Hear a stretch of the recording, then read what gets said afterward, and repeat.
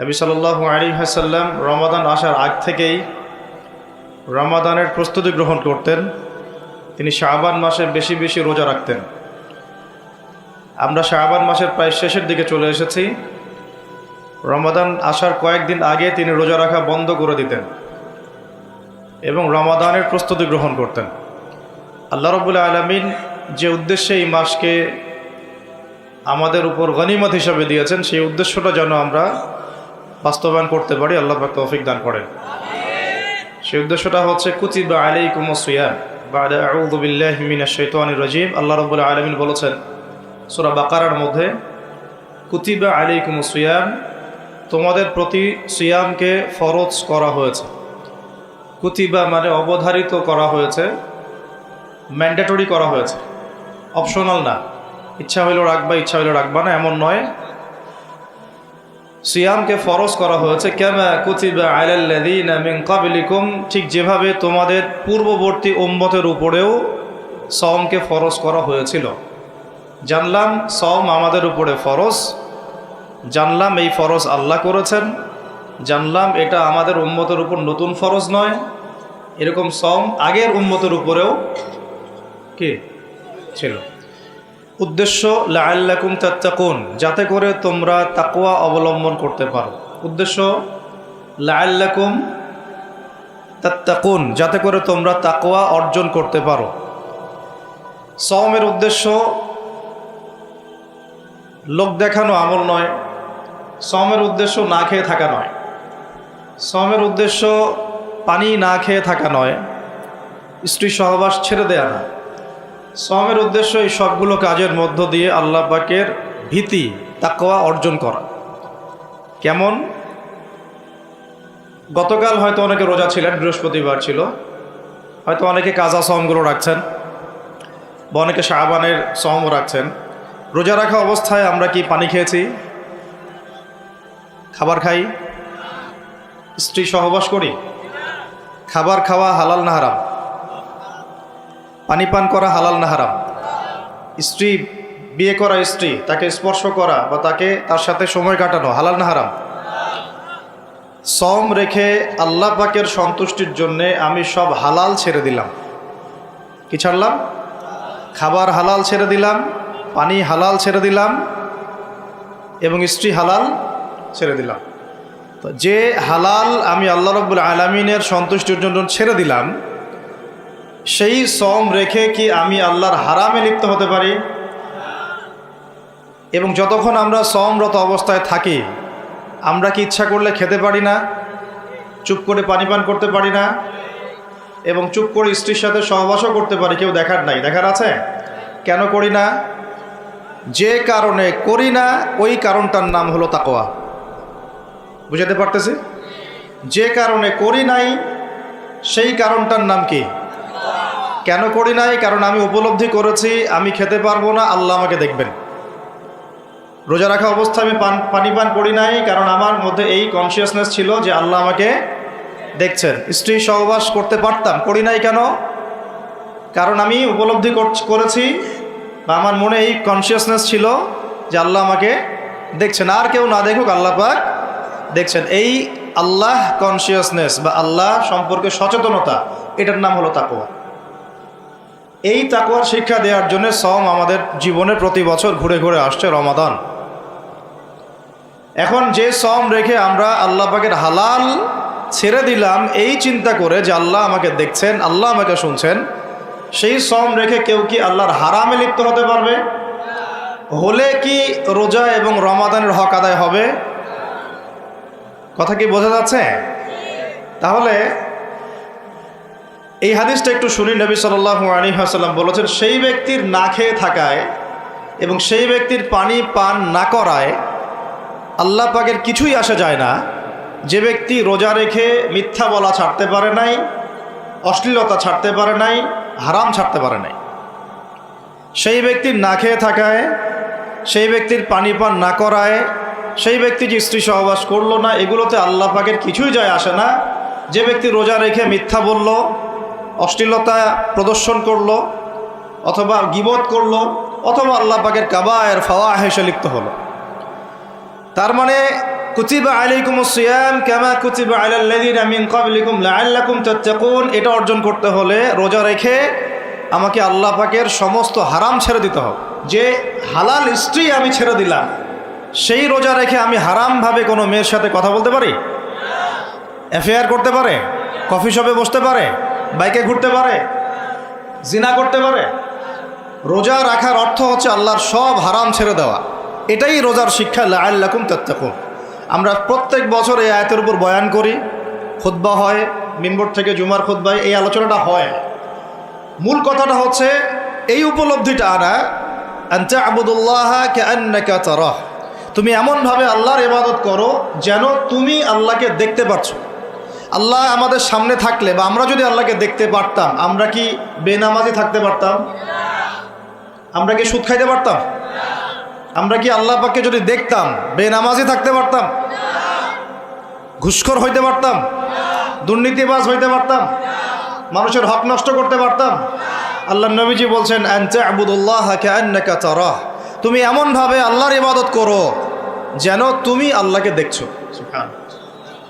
এই চেতনা আসলে মানুষ হারামে লিপ্ত হতে পারবে না। হলেও তওবা করে ফিরে আসবে।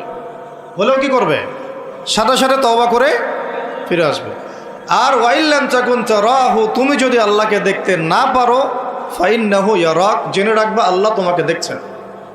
ঠিক যে উপলব্ধিটা আমরা রোজা রেখে অর্জন করি। আমরা খাই না, আমরা পানি পান করি না, তৃষ্ণায় গলা ফেটে যাচ্ছে, প্রচণ্ড রোদ, ক্ষুধায় পেট চোচো করতেছে, খাই কেন? খাই না কারণ আমরা উপলব্ধি করি আল্লাহ পাক আমাদেরকে দেখছেন। কেউ না দেখুক আল্লাহ দেখবেন। গোসল করার সময় পানি খাইতে পারতেছি না। তো এই চেতনাটা শিক্ষা দেওয়ার জন্যে রমাদান প্রতি বছর ঘুরে ঘুরে আসে। আল্লাহ পাক বলছেন, কুতিবা আলাইকুমুস সিয়াম কামা কুতিবা আলাল লাযিনা মিন ক্বাবলিকুম, এটা তোমাদের উপরে এখন ফরজ করা হয় নাই, তোমাদের আগের উম্মতের উপরেও ফরজ করা হয়েছিল, লাআল্লাকুম তাত্তাকুন, যাতে করে তোমরা তাকওয়া অবলম্বন করতে পারো। আর তাকওয়া সম্পর্কে নবীজি আরও একটা হাদিসে বলেছেন, আর তাকওয়া ও হা হুনা, তাকওয়া হা হুনা বলতে তিনি বুকের দিকে ইশারা করছেন, মানে তাকওয়া আপনার লেবাস পোশাকে না। আমি পাগড়ি জুব্বা পরে বসে আছি মানে এই না যে আমি আপনার চেয়ে বেশি মুত্তাকি, যদিও এটা তাকওয়ার পোশাক। মুত্তাকি মানুষটা ঢিলাঢালা পোশাক পরবেন, নবীর সুন্নত অনুসরণ করবেন, এটা একটা বৈশিষ্ট্য। কিন্তু এমন হতে পারে আমার চেয়ে আপনার তাকওয়া বেশি, হতে পারে কি না? আর তাকওয়া হা হুনা, তাকওয়া কলিজার ভিতরে, কলবের ভিতরে। ওই আলহাজ টাইটেল লাগালেই যেমন জান্নাতে যাওয়া যাবে না, শুধু আলহাজ টাইটেল লাগালে কি জান্নাতে যাওয়া যাবে? আল্লাহ রাব্বুল আলামিন মানদণ্ড দিয়ে দিয়েছেন।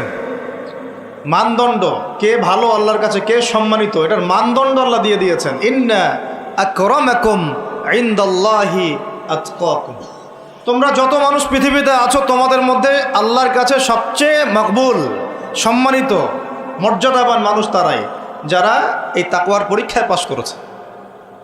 তো এই তাকওয়ার শিক্ষাটা দেওয়ার জন্য রমাদান আসে। শিক্ষা নাম্বার 1, রোজা রাখবো রাখার মতো। রোজা রাখবো কি? যাতে তাকওয়া অর্জন করা যায়। রোজা রেখে আমি যেমন হালাল ছেড়ে দিয়েছি, রোজা রেখে আমাকে আমার সমস্ত হারাম ছাড়তে হবে। আর এই হারাম শুধু 1 মাস ছেড়ে দিব এমন না। ঈদের চাঁদ উঠে যাবে, শয়তান ছাড়া পাবে, আমরা আবার শয়তানের সাথে আতাত করে চলা শুরু করব, এটা রমাদানের শিক্ষা না। ওই শিক্ষাটাকে সারা বছর ধরে রাখতে হবে, এটা হলো রমাদানের শিক্ষা। আপনারা খেয়াল করে দেখবেন রমাদান মাসে অনেকে পরহেজগার হয়ে যায়, ঈদের চাঁদ ওঠার সাথে সাথেই আমরা আবার শয়তানের দাসত্ব শুরু করি। ঈদের দিন চাঁদ রাত বলি আমরা একটা কথা বলি না, ওই রাত্রেই প্রমাণ হয় যে শয়তান ছাড়া পাইছে। যেভাবে ধুমধারাক্কা গান বাজনার, বেলাল্লাপনার, পিকনিক টিকনিক এগুলো হয়, বোঝা যায় শয়তান এতদিন বন্দি ছিল 1 মাস, এখন ছাড়া পাইছে। তো 1 নাম্বার নসিহত, রোজা রাখতে হবে রাখার মতো, যে রোজা আমাকে তাকওয়ার শিক্ষা দিবে। আল্লাহ পাক আমাদেরকে এইভাবে রোজা রাখার তৌফিক দান করুন। 2 নাম্বার, আল্লাহ পাক তার আগে একটা কথা বলে নেই, এরপরে ভুলে যাব আর কি। এই যে শুনলেন কুতিবা আলাইকুমুস সিয়াম, কুতিবা আলাইকুমুস সিয়াম, শুনছেন? অনেকে তো জানে, এখানে তালেবে ইলম অনেকে আছেন, ওলামায়ে কেরামও আছেন, তাদেরকে ওয়াজ করার কিছু নাই আমার, আমি সাধারণ মানুষের জন্য বলছি। কুতিবা আলাইকুমুস সিয়ামের আগেও 2টা কথা আছে এই কিতাবে। সূরা বাকারার আয়াত বলছি, সূরা বাকারার মধ্যে কুতিবা আলাইকুমুস সিয়ামের আগেও কুতিবা আলাইকুম দিয়ে আরও 2টা কথা আছে। ঠিক আছে? এটা তো বুঝলেন, কুতিবা আলাইকুমুস সিয়াম, সিয়াম ফরজ করা হয়েছে। ঠিক একটু আগে যাবেন, 2-1 পৃষ্ঠা আগে গিয়ে দেখবেন আল্লাহ পাক আয়াত নাজিল করেছেন, কুতিবা আলাইকুমুল কিসাস, তোমাদের উপরে কিসাসকেও ফরজ করা হয়েছে। কি ফরজ করা হয়েছে? ওই যে কুতিবা আলাইকুমুস সিয়াম তো বুঝলো, এটা রোজা রাখতেছে 1 মাস, কুতিবা আলাইকুমুল কিসাস বুঝে না। কুতিবা আলাইকুমুল কিসাস আর কুতিবা আলাইকুমুস সিয়াম একই মিজানে না ভাইরা? বুঝতে পারতেছেন তো আপনারা? একই মিজানে, একই ওজনে না? তো কুতিবা আলাইকুমুল কিসাস, তোমাদের উপরে কিসাসকেও ফরজ করা হয়েছে। তোমাদের বলতে আমাদের সবার উপরে, মুসলিমদের উপরে। কিসাসটা কি? কিসাসটা কি?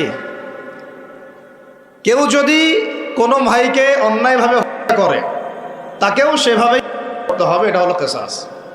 হাতের বদলে হাত, চোখের বদলে চোখ, কি কানের বদলে কান, এমনকি দাঁতের বদলে দাঁত, এর নাম কিসাস।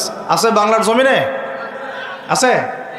কুতিবা আলাইকুমুস সিয়াম আছে আমাদের সমাজে, কুতিবা আলাইকুমুল কিসাস জাদুঘরে আছে। কোথায় আছে? ওটা ইমপ্লিমেন্ট করতে গেলে জাতিসংঘ বলবে যে আমরা মৌলবাদী হয়ে গেছি। আপনারা পড়েন প্রত্যেক রাতে তাবারাকাল্লাযী বিয়াদিহিল মুলক, তাই না? সূরা মুলক তো পড়েন রাতে, রাতের বেলা সূরা মুলক পড়ার অভ্যাস করেন। নবী সাল্লাল্লাহু আলাইহি ওয়াসাল্লাম এই সূরাটাকে বলেছেন এই সূরা কবরের আযাব থেকে বাঁচাই দিবে ইনশাআল্লাহ। উসমান রাদিয়াল্লাহু আনহু সামনে জান্নাত জাহান্নামের আলোচনা করা হলে তিনি কাঁদতেন না, খুব কম কাঁদতেন, কিন্তু কবরস্থানে কবর দেখলে তার দাড়ি অশ্রু দিয়ে ভিজে যাইত। আর এই জায়গায় যে পার পাবে সে সব জায়গায় পার পেয়ে যাবে ইনশাআল্লাহ। ওই জায়গার একাকিত্বে ওই আযাব থেকে বাঁচাবে একটা সূরা, কি নাম? সবাই মুখস্থ করবেন ইনশাআল্লাহ। মাত্র 30টা আয়াত আছে। নবীজি বলেছেন এই সূরা তার পাঠকারীর জন্য সুপারিশ করবে আল্লাহর সামনে, মানে সুপারিশ করবে আল্লাহ পাকের সাথে জোর করবে, না আমার পাঠকারীকে মাফ করে দাও, দিতেই হবে। এক পর্যায়ে আল্লাহ পাক মাফ করে দিবেন ইনশাআল্লাহ। তো এই সূরাটা 30টা আয়াত আছে। নবীজি বলেছেন আমার মন চায় সবাই যেন এই সূরাটা মুখস্থ করে।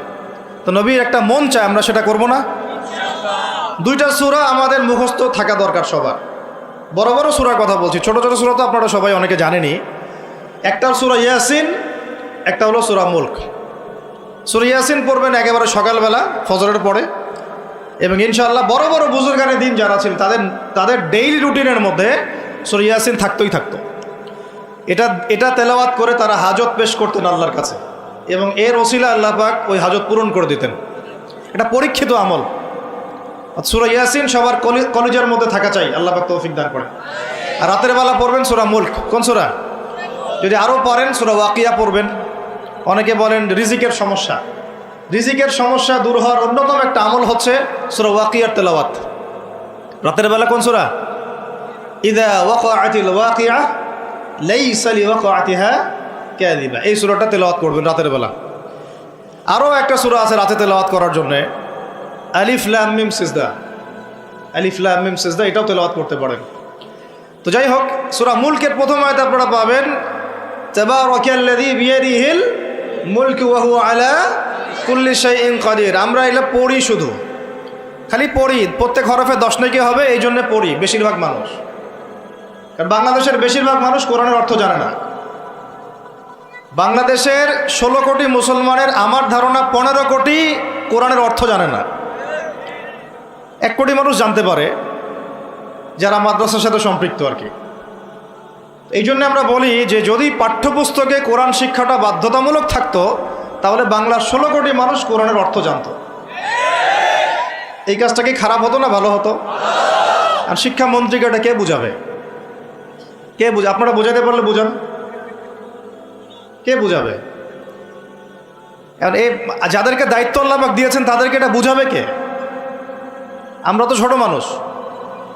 যদি নবী সাল্লাল্লাহু আলাইহি ওয়াসাল্লামের জীবনী সিরাত প্রত্যেকের পাঠ্যপুস্তকে বাধ্যতামূলক থাকতো, 16 কোটি মুসলিম জনগণ নবীর জীবনী জানতে পারত। এখন 16 কোটির মধ্যে 15 কোটি জানে না নবীর জীবনীতে কি হয়েছে। এটা তো বেসিক পড়াশোনা। যদি আমরা একটা ভাইরাসকে ভয় করে মসজিদ একেবারে বন্ধ করে ফেলতে পারি, মাস্ক পরাইতে পারি সবাইকে, সোশ্যাল ডিস্টেন্স 10 হাত দূরে দূরে দাঁড়াও, তো তো এখন এটা যদি আমি চাপ দিয়ে করাতে পারি, তাহলে আমি পাঠ্যপুস্তকের মধ্যে নবীর সিরাত এবং কোরআন বাধ্যতামূলক করতে পারি না? এই যে আমরা যারা 15-20 বছর ইউনিভার্সিটিতে পড়েছেন, স্কুল কলেজ ইউনিভার্সিটি, এখানে কারা কারা পড়েছেন হাত তোলেন দেখি একটু। যারা অনার্স মাস্টার্স কমপ্লিট করেছেন বা পড়তেছেন এখনও, আপনারা আছেন কতজন? আছে অনেকে, হাত নামান। এখন আপনারা ভাই বাংলা পড়েছেন না? নজরুল, রবীন্দ্রনাথ, বঙ্কিমচন্দ্র, শরৎচন্দ্র ইত্যাদি ইত্যাদি। ইংরেজি পড়েছেন না? ব্যাকরণ, দাঁত ভাঙা ব্যাকরণ। বাংলা ব্যাকরণ পড়েছেন না? দাঁত ভাঙা, কারক, সমাস, বিভক্তি, হাবিজাবি।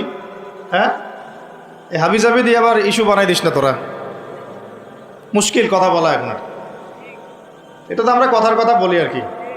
তারপরে কেমিস্ট্রি পড়েন নাই? হ্যাঁ, ফিজিক্স পড়েন নাই? বায়োলজি পড়েন নাই?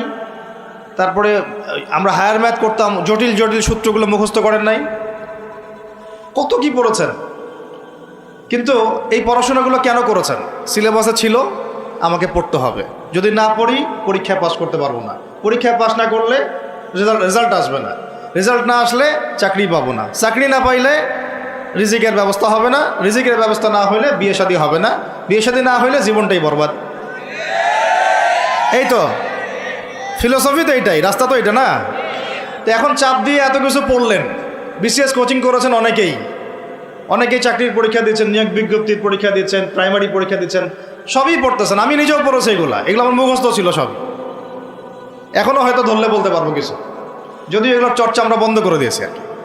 আর কথা হচ্ছে, একটা রিজিকের সোর্সের জন্য আমি যে 15 বছর এই পড়াশোনাগুলো করলাম, যদি আমার সিলেবাসের মধ্যে কোরআন থাকতো, হাদিস থাকতো, নবী সিরাত থাকতো, তারপরে ধরেন সাহাবীদের জীবনী থাকতো, ইসলামের ইতিহাস থাকতো, বেসিক ফিকহ আকীদা থাকতো, আমি কি বাধ্য ছিলাম না এগুলো পড়ে পরীক্ষা দেওয়ার জন্য? তখন আমাদের এই জেনারেশনের ইসলামিক শিক্ষায় উন্নতি হইতো না? সব কিছু দাওয়াত দিয়ে হয় না, অনেক কিছু উপরের লেভেল থেকে চালু করতে হয়, তাহলে জনগণ সেটা মেনে নিতে বাধ্য থাকে। এই রমজান মাসে দেখবেন বাজারে অনেক সিন্ডিকেট হবে, আপনি এগুলো মিষ্টি মিষ্টি কথা বলে এগুলো বন্ধ করতে পারবেন না। যখন এরকম দুর্নীতিগুলো হবে বাজারে, মার্কেটে, ধরবেন, মোবাইল কোর্ট বসাবেন, 6 মাসের জন্য ঢুকাবেন, পারলে একটা করে আঙ্গুল দিবেন গাইটা, তারপর দেখবেন সব সিধা হয়ে গেছে।